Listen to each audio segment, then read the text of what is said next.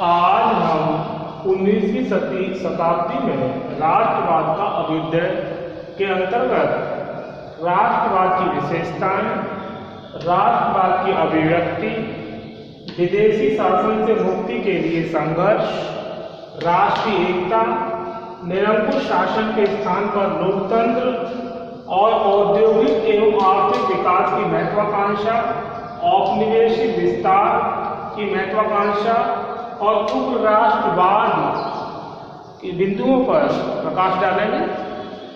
राष्ट्रवाद, जैसा कि हमने पूर्व में देखा कि किस प्रकार राष्ट्रीय भावना ने लोगों को और अधिक प्रेरित किया और अपने राष्ट्र को उच्च शिखर पर देखने की भावना अधिक से अधिक विस्तारित हुई, क्योंकि जब राष्ट्र गुलामी की जंजीरों से मुक्त हुए तो प्रत्येक राष्ट्र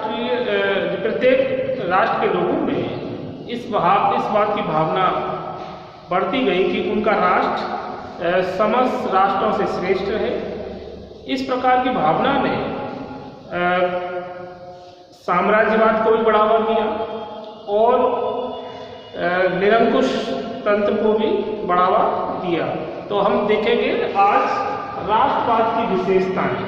राष्ट्रवाद की क्या विशेषताएं हैं? राष्ट्रवाद कोई सुषुप्त भावना नहीं है, मतलब ये सुषुप्त भावना नहीं है, वह एक अत्यंत गतिशील भावना होती है।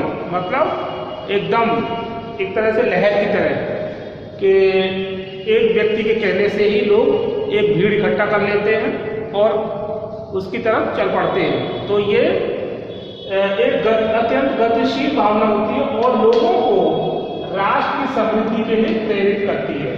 मतलब एक नेतृत्व कर्ता के इशारे पे ही लोग आगे बढ़ने को तैयार हो जाते हैं। तो राष्ट्र की समृद्धि के लिए प्रेरित करती है। राजनीतिक एकता और स्वतंत्रता राष्ट्र की महत्वपूर्ण आकांक्षाएं हुआ करती है। क्या हुआ करती है?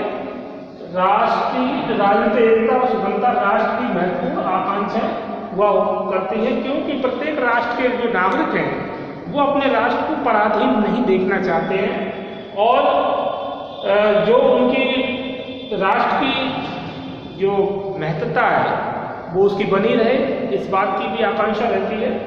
जो राष्ट्र विविध राज्यों में विभक्त होता है, मतलब एक राष्ट्र ऐसा है जो टुकड़ों में विभाजित है, तो वहाँ के लोगों का यही सदैव प्रयास रहता है कि वो किसी प्रकार से एक हो। जैसे जर्मनी का उदाहरण, वह एकीकृत होने का प्रयास करता है और जो परतंत्र होता है वह स्वतंत्र होने का प्रयास करता है। जैसे कि भारत और अन्य एशियाई देश जो कि साम्राज्य से मुक्ति चाहते थे और यहाँ के जो जनता थी और जो यहाँ के नेतृत्व नेता थे, उन्होंने इसके लिए प्रयास किए, आंदोलन किए। राष्ट्रवाद में दो परस्पर विरोधी प्रवृत्तियां होती हैं, एक एकीकरण की प्रवृत्ति और दूसरा पृथक तत्व की प्रवृत्ति। पृथक तत्व मतलब राष्ट्रवाद में दो प्रवृत्तियां होती हैं। एक तो होता है कि टुकड़े टुकड़े हैं तो एक हो जाएं, और एक होता है कि एक राष्ट्र में जब दो विरोधी विचारधाराएं पैदा हो जाएं और फिर वो एक साथ नहीं रहना चाहें, तो इसमें क्या होता है, उस राष्ट्र का दो भाग हो जाते हैं या तीन भाग हो जाते हैं, टुकड़े टुकड़े हो जाते हैं। मतलब एक तरफ से तो मिलना और दूसरा अलग होना। जैसे कि भारत का उदाहरण है कि भारत की आज़ादी से पहले भारत एक विशाल राज्य, फिर उसके बाद जब आज़ादी प्राप्त हुई 1947 के बाद यहाँ पर हिंदू मुस्लिम को लेकर दो राष्ट्र सिद्धांत के अंतर्गत दो राष्ट्र बन गए। तो इसी प्रकार राष्ट्रवाद में दो परस्पर प्रवृत्तियां होती हैं, एक एकीकरण की और दूसरी प्रवृत्ति होती है पृथक तत्व की प्रवृत्ति। नेक्स्ट, राष्ट्रवाद की अभिव्यक्ति। तो राष्ट्रवाद की अभिव्यक्ति जो है विविध रूपों में देखने को मिलती है। कौन कौन से रूप हैं? नंबर 1, राजनीतिक स्वतंत्रता या विदेशी शासन से मुक्ति की आकांक्षा। तो पहली अभिव्यक्ति क्या है? राजनीतिक स्वतंत्रता या विदेशी शासन से मुक्ति की आकांक्षा, यानी दूसरे राज्य ने अपना शासन कर रखा है, जैसे कि यूरोप में और एशिया में बहुत सारे ऐसे राष्ट्र थे जो दूसरे के द्वारा चलाए जाते, जैसे भारत में इंग्लैंड का शासन चल रहा था। तो इस प्रकार से क्या मुक्ति चाहते हैं, मतलब विदेशी शासन से मुक्ति प्राप्त हो। और नंबर 2, औद्योगिक एवं आर्थिक विकास की आकांक्षा। प्रत्येक राष्ट्र की आकांक्षा होती है कि उसके यहाँ अधिक से अधिक उद्योग लगे और उन उद्योगों के माध्यम से लोगों को आर्थिक रोजगार प्राप्त हो, उनकी आर्थिक जो परेशानियां वो दूर हों और अधिक उत्पादन होने से जो मूलभूत आवश्यकता है उनकी प्राप्ति हो सके, उनकी उपलब्धता बढ़े। तो इस प्रकार जो राष्ट्र में रहने वाले लोग हैं वो औद्योगिक और आर्थिक विकास की आकांक्षा रखते हैं। नंबर 3, औपनिवेशिक साम्राज्य के विस्तार की महत्वाकांक्षा। और ये भी एक राष्ट्रवाद की एक अलग एक पहचान है कि प्रत्येक राष्ट्र ये चाहता है कि उसके राष्ट्र का जो आकार है वो और अधिक बड़ा हो और अधिक विस्तारित हो, जिससे कि एक विशाल राज्य देखने को मिले। जैसा कि हमने चीन को देखते हैं, चीन की सरकार का सदैव ये प्रयास रहा है कि उसने किया भी, बहुत सारे छोटे बड़े राज्यों को अपने मिला लिया। तो ये एक प्रवृत्ति है, ये स्वाभाविक प्रवृत्ति है कि प्रत्येक राष्ट्र में रहने वाले लोग इस बात की आकांक्षा सदैव करते हैं कि उसके राष्ट्र का आकार अधिक से अधिक विस्तारित हो। इसके बाद नंबर 4, अपने राष्ट्र में निरंकुश शासन के स्थान पर लोकतंत्र की स्थापना करना। मतलब प्रत्येक राष्ट्र में ये जहाँ पर जैसे राजा रानी का शासन है या जहाँ पर निरंकुश शासन तंत्र है, तो वहाँ की जनता एक तरह से घुटन महसूस करती है और वो ये चाहती है कि निरंकुश शासन के स्थान पर लोकतंत्र की स्थापना हो, जिससे कि लोगों को अपने विचारों की स्वतंत्रता प्राप्त हो, अपने मतलब गलत नीतियों का विरोध करने का अधिकार प्राप्त हो और जो सही राज्य के लिए वही बातें अपनाई जाएं।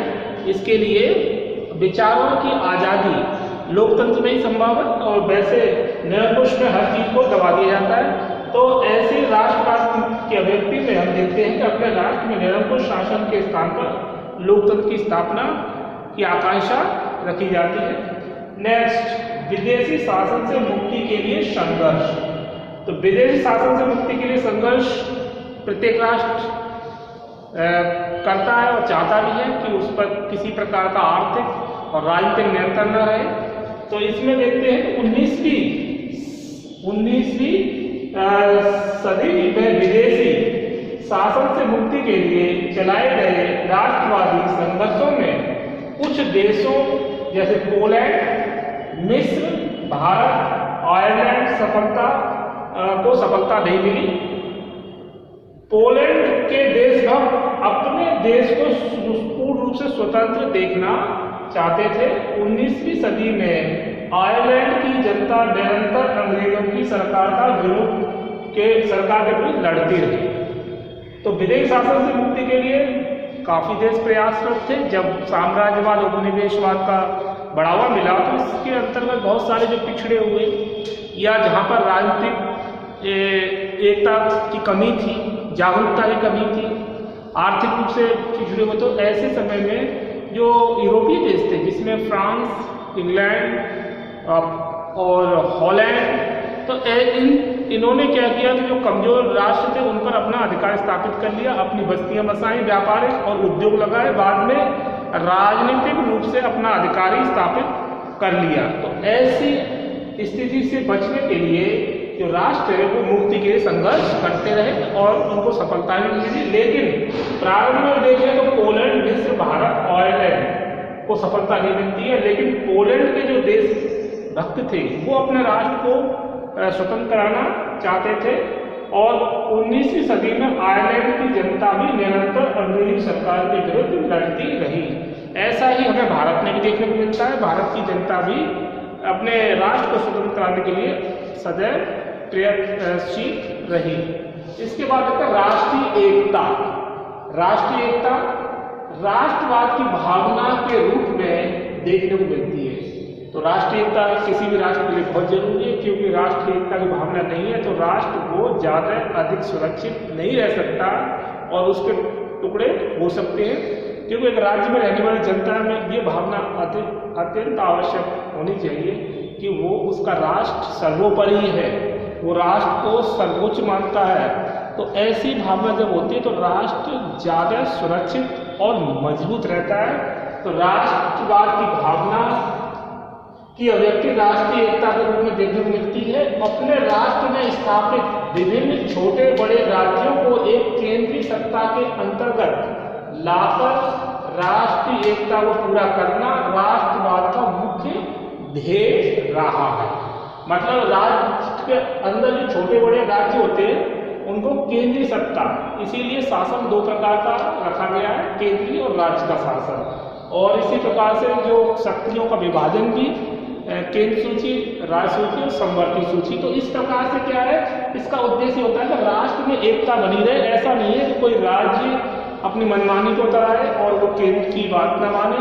तो इस प्रकार से क्या होता है, राज्य में विखंडन शुरू हो जाता है। तो राष्ट्रीय एकता की भावना राज्य को एक मजबूत स्थिति में बनाए रखती है और एक केंद्रीय सत्ता के अंतर्गत लाकर राष्ट्रीय एकता को पूरा करना राष्ट्रवाद का मुख्य ध्येय रहा है।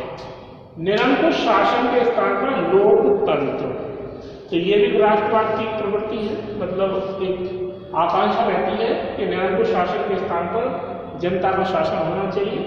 निरंकुश स्वेच्छाचार शासन के स्थान पर लोकतंत्र की स्थापना अर्थात नागरिकों को सही अर्थों में राजनीतिक, सामाजिक, आर्थिक अधिकार दिलवाने की अभिलाषा में भी राष्ट्रवाद की भावना निहित होती है। और फिर भी जनता शासन में अपनी भागीदारी चाहती है और जनता भी चाहती है कि जो उसके ऊपर शासन जो चलाया जा रहा है, जो शासन कर रहे हैं, उनमें भी जनता का अधिक से अधिक इन्वॉल्वेशन हो, मतलब उसमें भागीदारी हो, जिससे कि सही नीतियाँ अपनाई जाएं और लोगों के हिसाब से कार्य हो, लोगों की समस्याओं का निराकरण हो। क्योंकि जब जनता और शासन में कोई कनेक्टिविटी नहीं रहती है, संबंध नहीं रहता है, तो इस प्रकार से क्या होता है कि जनता की इच्छा के विरुद्ध बहुत सारी नीतियाँ बना ली जाती हैं और उन नीतियों का जनता पर दुष्प्रभाव पड़ता है, जो बाद में आंदोलन की स्थिति पैदा करता है। और ऐसे ही समय में राज्य में क्या होता है, राज्य के टुकड़े भी हो सकते हैं। तो निरंकुश शासन के स्थान पर लोकतंत्र की कामना राज्य में अधिकतर की जाती है। जनता शासन में अपनी भागीदारी चाहती है, अपने प्रतिनिधियों को चुनने का अधिकार भी चाहती है कि जो शासन कर रहे हैं वो जनता द्वारा चुने गए हों और जनता द्वारा चुने जाएंगे तो जनता के लिए अधिक अच्छे प्रकार से उत्तरदायी रहेंगे, अच्छे प्रकार से कार्य कर सकेंगे और लोगों की जो बड़ी समस्याएं, छोटी समस्याएं, उनका निराकरण कर सकेंगे। इस प्रकार से निरंकुश शासन के स्थान पर लोकतंत्र की स्थापना की भावना राष्ट्रवाद में रहती है। इसके बाद औद्योगिक एवं आर्थिक विकास की महत्वाकांक्षा। तो राष्ट्रवाद की अभिव्यक्ति का एक अन्य क्षेत्र था औद्योगिक एवं आर्थिक विकास।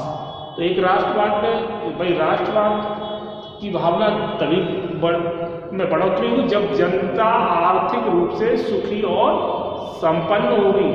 राज्य प्रजा की जो जनता की समस्याएं, आर्थिक समस्याएं, उनको दूर करने में सफल रहेगा। अगर राज्य की जनता आर्थिक विपन्नता का शिकार है, आर्थिक समस्याएं हैं और उद्योगों को कोई बढ़ावा नहीं दिया गया, तो ऐसी स्थिति में राज्य में असंतोष का वातावरण तैयार होगा, जिससे कि जो राज्य की आज्ञा, शासन की आज्ञाएं हैं वो जनता नहीं मानेगी और जनता अपने राज्य के प्रति भी विशेष लगाव नहीं रखेगी। तो राष्ट्रवाद की अभिव्यक्ति का एक अन्य क्षेत्र था औद्योगिक एवं आर्थिक विकास। 1871 से 1914 के मध्य लगभग संपूर्ण यूरोप में औद्योगिकरण बड़े जोर शोर से हुआ। तो यूरोप में क्या 1871 से 1914 के मध्य जो औद्योगिकरण है यूरोप में बहुत तेजी के साथ हुआ। इसका कारण ये था कि मशीनी मतलब वैज्ञानिक विकास और तकनीकी विकास के कारण अधिक छोटी बड़ी मशीनों का आविष्कार हुआ, जिससे क्या है उत्पादन में भी अधिक वृद्धि हुई और जो सामान बहुत समय में तैयार किया जाता वो अल्प समय में ही तैयार होने लगा, जिससे कि उद्योग और व्यापार को बढ़ावा मिला और इससे राष्ट्र को क्या अतिरिक्त आय भी होने लगी। अतिरिक्त आय होने के कारण राष्ट्र की जो समृद्धि में विकास हुआ और जिससे कि लोगों की आर्थिक जरूरतें पूर्ति के लिए आवश्यक धन भी प्राप्त होने लगा और इससे क्या है कि लोगों में और अधिक राष्ट्रवाद की भावना को बढ़ावा मिलता है। तो 1871 से 1914 के मध्य लगभग संपूर्ण यूरोप में औद्योगिकरण बड़े जोर जोर से दिखाई देता है। प्रत्येक क्षेत्र में विज्ञान की भी आश्चर्यजनक प्रगति हुई है। ऐसा देखने को मिलता है कि जितने वैज्ञानिक आविष्कार हुए अधिकतर यूरोप में ही देखने को मिलते, जैसे कि टेलीफोन का आविष्कार, तार बेतार और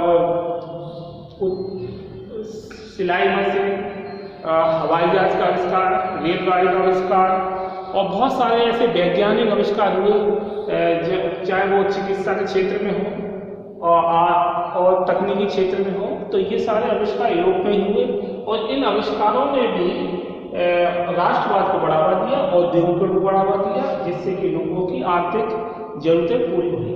इसके बाद औपनिवेशिक विस्तार की महत्वाकांक्षा। अब ये औपनिवेशिक विस्तार की महत्वाकांक्षा ये एक नेगेटिव रूप भी दिखाई देता है कि अत्यधिक राष्ट्रवाद या उग्र राष्ट्रवाद इस बात को बढ़ावा देता है कि किसी प्रकार से उसके राज्य का और अधिक से अधिक विस्तार हो। औपनिवेशिक विस्तार की महत्वाकांक्षा राष्ट्रवाद का स्वाभाविक परिणाम था। क्या था? राष्ट्रवाद का स्वाभाविक परिणाम। यह राष्ट्रीय गौरव का प्रतीक बन गई। क्या बन गई? राष्ट्रीय गौरव का प्रतीक। प्रत्येक देश का नागरिक अपने राष्ट्र को अधिक से अधिक विस्तृत देखना चाहता था, यानी नक्शे में अपने राष्ट्र को अधिक से अधिक अपने रंग का ही रंगा हुआ देखना चाहता था, जिससे कि वो नक्शे में अपने राष्ट्र के विशाल क्षेत्र को देख के और अधिक प्रफुल्लित होता। और ये भी एक स्वाभाविक एक प्रक्रिया मतलब स्वभाव होता है मनुष्य का कि वो अपना या धन हो या जमीन हो या अपना राष्ट्र हो, वो जितना विशाल हो उतना उसको अधिक सुख प्राप्त होता है। तो ऐसी भावना ने भी औपनिवेशिक विस्तार को बढ़ावा दिया। वास्तव में उद्योगवाद और आर्थिक राष्ट्रवाद ने इस महत्वाकांक्षा को जन्म दिया। तो उद्योगवाद और आर्थिक राष्ट्रवाद ने भी औपनिवेशिक विस्तार की महत्वाकांक्षा को जन्म दिया। इसके बाद उग्र राष्ट्रवाद। उग्र राष्ट्रवाद क्या है? ये उग्र राष्ट्रवाद उन देशों में अधिक पाया जाता है जहाँ पर या तो धार्मिक मतलब उन्माद हो या अत्यधिक आर्थिक उन्नति हो। उन क्षेत्रों में उग्र राष्ट्रवाद की भावना वैसे तो एक तरह से नकारात्मक रूप ले लेती है विशेष परिस्थितियों में। तो 1870 के बाद राष्ट्रवाद का स्वरूप उग्र और विकृत होता गया। मतलब किसी चीज की मतलब अति भी अच्छी नहीं होती है। तो उग्र होना, जैसे कुछ राष्ट्र धार्मिक मामलों को लेकर उग्र होते हैं और वो चाहते हैं कि वो दूसरे देशों से, दूसरे अपने पड़ोसी राज्यों से युद्ध करें और युद्ध में लाभ किसी का नहीं है। ये उग्रता की जो भावना है वो राष्ट्रवाद के लिए भी खतरा उत्पन्न हो जाती है। या फिर कोई राष्ट्र आर्थिक रूप से ज़्यादा संपन्न है और वो अपने अर्थ के आधार पर दूसरों को दबाने का प्रयास करता है या उस पर अनावश्यक शर्तें लादने का प्रयास करता है। तो ऐसी स्थिति भी उग्र राष्ट्रवाद की भावना भी खतरनाक साबित होती है। जैसे कि हमने देखा जर्मनी और इटली और जापान की जनता की उग्रता ने द्वितीय विश्व युद्ध में महत्वपूर्ण भूमिका निभाई। तो 1870 के बाद राष्ट्रवाद का स्वरूप उग्र और विकृत होता गया। इसकी शुरुआत जर्मनी से हुई। जर्मनी में डेनमार्क, ऑस्ट्रिया और फ्रांस को पराजित कर यूरोप राजनीति में अपना प्रमुख स्थान प्राप्त कर लिया था। तो जर्मनी ने डेनमार्क, ऑस्ट्रिया और फ्रांस को पराजित कर यूरोप में की राजनीति में अपना प्रमुख स्थान प्राप्त कर लिया। राष्ट्रवाद की भावना ने यूरोप के राष्ट्रों को एक विचित्र स्थिति में धकेल दिया था। मतलब एक तो इस राष्ट्रवादी भावना ने शस्त्रीकरण को बढ़ावा दिया। औपनिवेशिक विस्तार की भावना को बढ़ावा दिया। और हमने देखा प्रथम विश्व युद्ध और द्वितीय विश्व युद्ध जो बहुत ही घातक सिद्ध हुए, जिसमें जान माल की हानि हुई, ये भी एक तरह से उग्र राष्ट्रवाद का ही परिणाम देखने को मिलते हैं, क्योंकि एक नेतृत्वकर्ता जो भी नेता है वो जनता को इस प्रकार से भावना से भड़काकर उनके विचारों के विचारों को इस प्रकार, अपने विचारों को इस प्रकार से प्रस्तुत करता है कि जनता उससे सम्मोहित हो जाती है, जैसे कि हिटलर और मुसोलिनी ने किया। तो इस प्रकार जनता को उग्र भावना भड़काकर और गलत मार्ग पर ले जाकर, और इससे राष्ट्र का ही नुकसान होता है, जैसा कि हमने प्रथम विश्व युद्ध द्वितीय विश्व युद्ध में देखा। तो आज हमने देखा राष्ट्रवाद के संबंध में राष्ट्रवाद की विशेषताएं, राष्ट्रवाद की अभिव्यक्ति, विदेशी शासन से मुक्ति के लिए संघर्ष, राष्ट्रीय एकता, निरंकुश शासन के स्थान पर लोकतंत्र क्यों आवश्यक है, और औद्योगिक एवं आर्थिक विकास की महत्वाकांक्षा, औपनिवेशिक विस्तार की महत्वाकांक्षा और उग्र राष्ट्रवाद, इसके बारे में हमने विस्तार से जाना।